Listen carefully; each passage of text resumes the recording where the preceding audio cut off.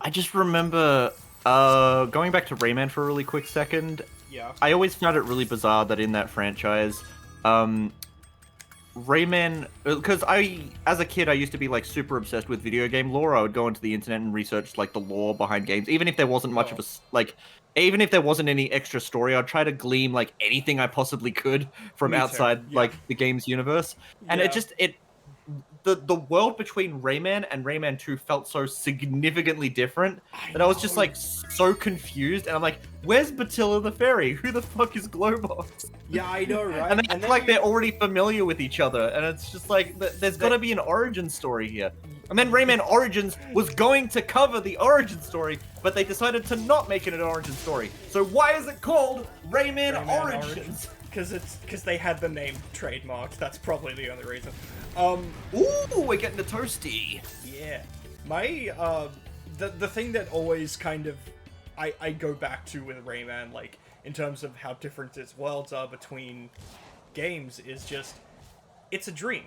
Like Rayman lives in a world of dreams. He is a dream character, like that sort of thing. That makes sense. So that like I guess the worlds change depending on whether nightmares sort of invade or what have you. Oh my god! How did you get hit by that? I forget about these dogs every fucking time. They can be very annoying, but there is like a very simple method to Yeah. getting out of their way. You roll. You gotta go roll with the punches. Just Hey, keep this is- trolling. This is my speedrun technique. I just Oh my gosh. Is there actually a speedrun where they do nothing but roll the entire time? I don't think there is. That would be great. That'd be fun. That'd just be fun to watch. I love those, what was it? So, in the Smash Brothers community, or Smash Melee specifically, there's like tiers for like what characters are like really like powerful or whatever, but then there's also tiers for like what they call like their cool factor or their badassery, right? And there was one Smash player who had the really controversial choice of picking like Jigglypuff, because it's like even though you can win matches with like Jigglypuff, and it's like it's not an illogical opinion. It's not an illogical choice. It's just not cool to watch him like play. It's like watching a Fox and a Falco go at it is like way cooler in like a tournament than watching Jigglypuff like sleep everyone. It is. Isn't one of the that guy like one of the best Smash players in the world? Because like he fucking the Jigglypuff player. Jigglypuff. Yeah, I know just about got it. super good at it. Yeah. And like the history shows that like apparently like the only person that like had beaten the Jigglypuff player up until that point was someone who chose Peach or something. Of course. And so it's like the two girliest characters ended up being the most powerful characters in Smash tournaments. Of course they fucking are. Girls rule. I have always been a big fan. I remember when a fan of girls. Yeah, I fucking big woman enjoyer up in this bitch. I love women. I wish they were real. I remember. That's so stupid. No, I remember when Melee and Brawl were out and stuff like that back when I was like, I'm still obsessed with Smash, but I was like particularly bad when I was a kid. I had this idea of the Super Smash Sisters, who were like all the female characters just joining together. Like, I loved that idea of like bringing them together. And I remember when 4 came out and they started actually announcing like a bunch of female characters, I was like, dude! And half of them Fire Emblem characters. Yeah, well, that you just learn to accept. Yeah. That you just learn to live with. Hey, Toasty. Oh, I died. Shit! There was a joke in a Jax Films video that was just like, if the game's called Super Smash Brothers, why is there so many women? Nintendo, either patch out the girls or rename the game Smash Brothers and Sisters. Oh my fucking god. Gotta throw the whole Switch out. Ugh. Oh god.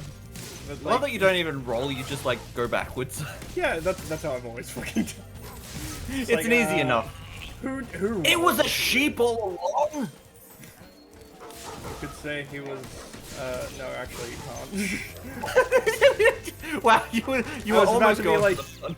you could say he's a wolf in sheep's clothing, but he's not. He's clearly He's a a fucking sheep. Yeah. He's a sheep with a pumpkin head. I used to think when I was a kid that when he was in his final form he couldn't really attack you because he didn't have the scythe anymore. Yeah, but then no, like I stood around for too long and he like kicked me in the face. I was like, wow! How did he know? He is strongest in sheep form. Yeah, it's like Frieza. This is his final form. Whenever they say that this is their final form, they always like It's years never. later have a form above it. Gold Frieza? Black Frieza? Yeah. We have this Black Frieza now. What? I didn't hear Yeah. about Black Frieza. This is in the manga's still going, like for Dragon Ball. It's Super. okay to shoot that version of Goku. He's black. Oh my god. Bad, just poor phrasing in the dub. I remember that. Yes, God. But yeah, the manga's still going, and like Frieza's gotten to like up like he's gotten a new form above gold, and like Goku and Vegeta are both like have their own unique versions of Ultra Instinct. I think It's absolutely amazing how far the story has come, like, since the anime stopped, and how much, like, there's actual character development in the manga that hasn't been adapted into any kind of anime form. Like, there's legitimate story being told. Yeah. It's not just filler, which is what Right. I expected, like, anything that wasn't in the anime to be filler, like, Yeah. a filler manga arc, but no, there's, like, actual story being told. Of course there is. Would you like to know another dumb fun fact about this particular thing? This game? Fuck. I'm good Go at words. Go So on. the balloonists, right? In the original game, they were just kind of these weird. I always thought they were crabs. Like, I don't know what I thought they were. But here, Yeah, like, designs they're clearly like a furry thing underneath Furry? underneath like a bandana and stuff. Fun fact. Oh! Yeah? Toys for Bob previously developed the Skylanders games, right? Oh. In the Skylanders games, they the basic like I guess NPCs that you come across really often are like these little furry gopher-like things. I can't remember what they're called now. Okay. But I'm really sure, like nearly 100% certain, that whatever the balloonists are is like really close in design to that. Like maybe they even reuse some models or something. And if so, that's a cute little connection to Skylanders, which I think nobody else will care about, but I do. 'Cause I'm kind of envious of Spyro right there. what, being able to jump on fucking... You got to sit on Marco's face. Oh, very good. How long He's a is that? good-looking balloonist. He's a real... He's a ladies' man. Yeah, he is. Okay, we get to go to Peacekeepers where all the dragons are hot. Because it's a desert, Mitch. Jeez, get the mind out. Okay. I'm sorry. I was thinking about Marco still. Oh, fuck. Okay. Some of the animation, like, this game is so polished, right? And then there are just some animations that look like, yes, pick up model, put it down on floor. Get it out of balloon. Oh, fuck. Welcome to Look at that axe. Look how our treasure has been stolen. It's a good thing that the Peacekeepers are, like, perfectly okay with Spyro being here, because imagine if they thought, like, Spyro was an invader and they see his balloon up in the sky and they tried shooting him down. Well, they're all turned to crystal, Mitch. Oh, right. That's the only thing that's stopping them. Right. Fire! I love that they kept the bit where these minions here, like, some of them show off their ass. The mooning. The moon landing, you could say. The moon land. Crash Bandicoot, you have mooned me again. Crash Bandicoot, I know you took a dump in my septic tank. Crash. Why Crystals. Why must you always fuck up my shit? Crystal meth. Jesse Pinkman, you're a genius. Crystal crazy. Oh god, I love Cortex. Imagine if Neo Cortex just started selling meth. Oh my god, Methocortex. These methylated spirits will get you higher than a kite. I didn't know. I didn't get back in the day that they were all puns, like N Brio and N Jin. I understood there was a joke there, but I just didn't get it. Like, I think I thought, yeah. I think like one of my parents or like something were like, yeah, it means this. I'm like, oh, but I still didn't get, like, fucking entropy.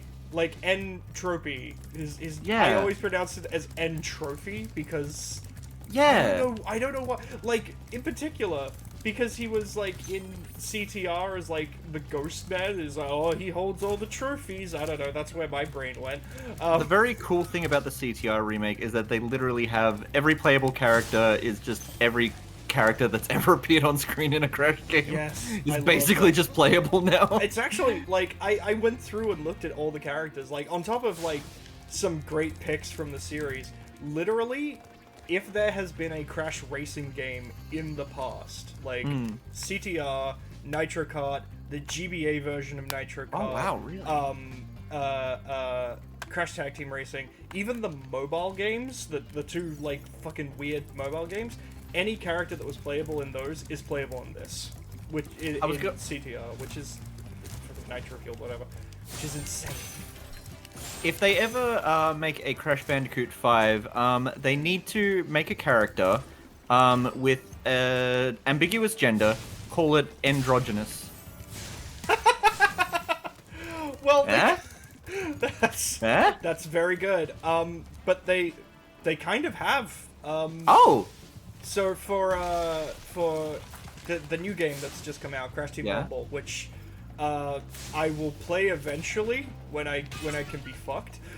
You heard it here first. We're gonna have a game and chat show, and it's gonna be Crash Team Rumble. Sure. There's No. there's a character in it called CatBat, who is the new original Oh! character of the game. They Actually, yeah. the original creator came out and was like, hey, yeah, we designed this character as non-binary, because, you know, why not? And they're, like, highly inspired by David Bowie and shit. And, that's awesome. And, like, Activision hasn't confirmed anything because it's Activision, they're fucking Right, hard. right. But, I believe throughout the game, they never use specific pronouns, and they are voiced by That's awesome. I don't know if they're trans or gender non-conforming, but they are voiced... Actually, no, I think they are voiced by a non-binary actor, so that's really neat. And they also have a banging design, so, like, hell yeah. That's really cool. Yeah. I do actually remember that. I do remember that because, like, I don't know why, but I brought up to Freako that there was a non-binary character called CatBat in the new Crash game, and he responded, "Is that MatPat's Sonic OC?"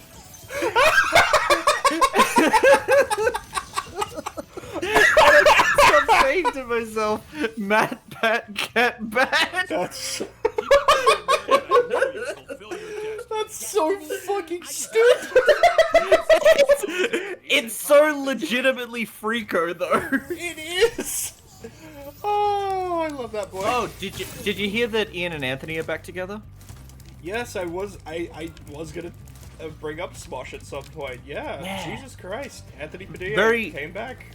Very recently. Yeah. I mean, I'm still like getting over the shock, like, here and now. And they actually, like, they're bringing back the weekly skits, and they're exactly like the classics. And everyone agrees it feels like classic Smosh is back. And That is nice. That is good to hear. I never watched Smosh grow when they were back in the day. My full, like, seriously, my full exposure to Smosh, other than, like, vaguely knowing about them for years, like, never watching them but knowing about them, was when I was living with my previous roommate. He would watch their, like, all of their most recent videos, like, religiously almost. Yeah. And I was just like, yeah, this is Get some kind popcorn, eat it all. This is kind of funny, I like their try not to laugh challenges. I thought those were fun. But I don't know. I mean, they weren't like laugh out loud funny, but they were kind of like I don't know, bro, like the kind of humor that you'd like have with your bros, where you're like, hey, I just made a dick joke, haha, kind of thing. Yeah. And it definitely has like a general appeal, I think. Like it's something that like I don't know, young teenagers would definitely be into. Yeah, totally. And what was I gonna say? So when I was younger, a younger YouTuber, I should say, I went through like different phases of like being inspired by different types of creators. Initially, I went through like an AVGN phase where I'm like, oh, I'm gonna review classic NES games in this like angry style, and then I went through a like computer nerd 01 Dave Days like phase where I'm just like, oh, I'm gonna make parody music videos. And those was like super cringe. Those were my cringe days. And then I went through a Smosh phase where I'm like, oh, I could totally get some buddies together and like shoot some skit videos. And that's what I did like weekly for a while. Is I just did like nonstop skit videos, and that was some of the most fun like I've ever, because we didn't even script them. We like improv a lot of it. And I was thinking very recently, when Frico came over and he like brought over a microphone, it's like, oh, we're gonna record lines for a game that I'm doing in Dreams. We just improv'd a bunch of shit, and I'm like, wow, I haven't felt this like creative energy of like improving stuff and just like having it be made into a thing. Like, you know, like you speak into a microphone and it's you just made a thing, right? Like that, and that's it. And I haven't had that in a very long time. Improv is a really good way to get those creative muscles creative flowing. juices flowing. Yeah, I have not done it since I was in like fucking high school doing drama and shit, but I always remember feeling really like buzzed after doing it. It was good. But in the topic of like inspiration, I was just remembering like so I guess I write a lot of stuff in my head that I never end up putting down on paper, because that's a very common thing with me. Like I come up with ideas for videos and then kind of just forget to make them.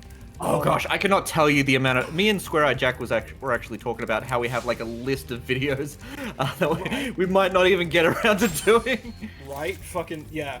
But every time I go to sort of rework an idea or even just write something or I guess even come up with an idea, it will immediately be influenced by whatever YouTuber I've been watching recently. Yeah, Like, I'll be thinking about a script and I'll have just watched something by Scott the Woz, and my tone will just be like, oh wait, I'm straight up copying Scott's stuff. Yeah!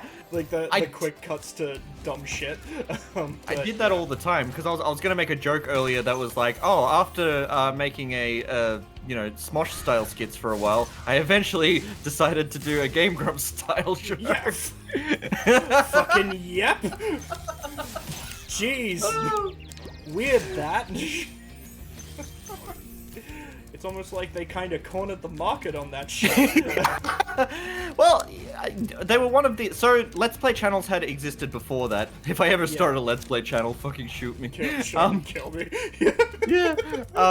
But, gosh, they were, like, the first ones to, like, treat it more like a podcast than a, like, Let's Play, if that makes sense. They were, like, two dudes that were joking around and bouncing back and forth off each other. They weren't one guy playing through a game and going every 2 seconds and describing the game at you. And going like, what the fuck was that? Yeah, there were so many Let's Plays that were literally just like, fuck, every 2 seconds. Escalation, scream, they thought it was scream funny. because it's funny, yeah. Yeah, scream because it's funny. Like, that was the humor back in the day, because Fred and AVGN and all that stuff. But I kind of get it too, because high energy, whether it's a positive emotion or a negative emotion, high energy tends to, like, leave an impression. Yeah, absolutely. Like, just tends to leave. Which is why every, like, Mr. Beast ripoff is just like, today we have 1 million horrible bees and shit like that.